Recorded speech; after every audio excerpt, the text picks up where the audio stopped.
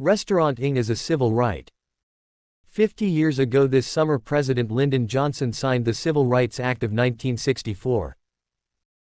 Under Title II of the Act, discrimination by race, color, religion, or national origin was forbidden in eating places as well as hotels, motels, theaters, and stadiums. Similar laws had been enacted by 18 northern states in the 1880s in response to the creation of Jim Crow laws in 20 southern states that had institutionalized segregation, however they were ineffective and rarely enforced. Racial segregation in eating places, affecting not just blacks, but also Asian and Mexican Americans, was the norm in many restaurants throughout the country.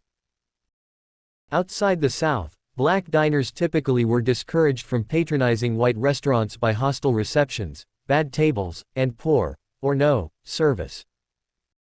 Although President Johnson said he expected it, many people were surprised that the Civil Rights Act met with such a high degree of acceptance. American society as a whole had become convinced that unequal treatment was in conflict with the principles of democracy and that integration was inevitable. 1 year after passage of the Civil Rights Act, an official at the Justice Department said compliance had exceeded expectations and was a major national accomplishment. By the early 1970s, desegregation of restaurants and hotels was so uncontroversial that the question was dropped from public polls. But change is not magical. Enforcement was required.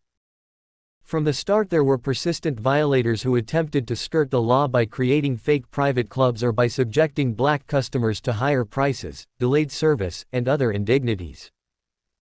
While congratulating the nation, the Justice Department also vowed that violators would be prosecuted.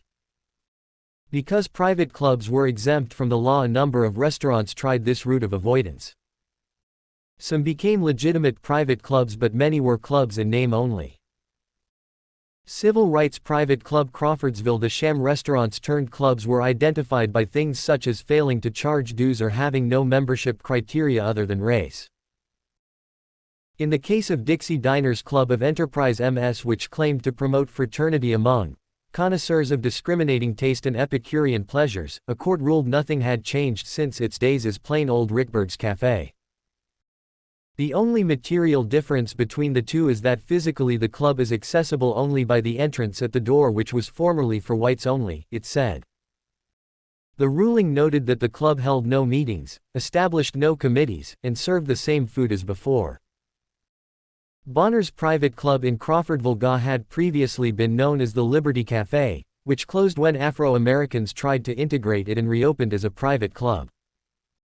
Civil rights laws. The justification for federal authority over restaurants and hotels was that they engaged in interstate commerce. So, of course, some restaurants claimed an exemption because theirs were purely local businesses. Ollie McClung, of Ollie's Barbecue, lost a lawsuit despite his belief his business was local. "We are not located on a highway and don't cater to out-of-town travelers," he insisted. But as the Washington Post reported, it was exceedingly difficult for a restaurant to prove it had no interstate ties. It would have to serve locally grown food. No tea, coffee, and probably no beer, and would have to have a prominent sign saying, in effect, "No interstate travelers served here," with a monitor at the door to make certain no interstate interloper slipped in. Another tactic was devised by ardent segregationist Maurice Bessinger, who was granted an exemption for his Piggy Park drive-in chain in South Carolina on the grounds no food was consumed on the premises. The decision was, however, soon reversed and it became clear that drive-ins would not be exempt. It's hard to say just how many Afro-Americans actually took advantage of the opportunity to patronize what had been all-white restaurants.